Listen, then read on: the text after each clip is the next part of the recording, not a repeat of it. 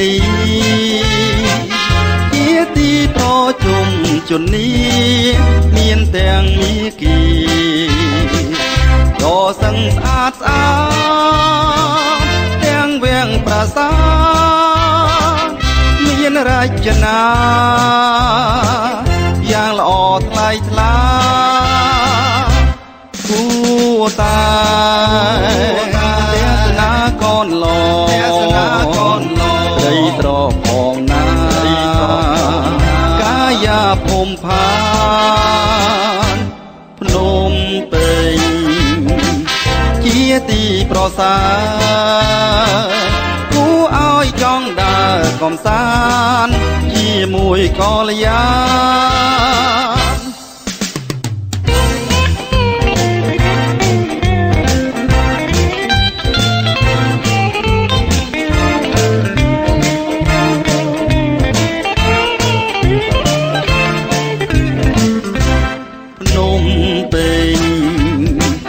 រាជធានី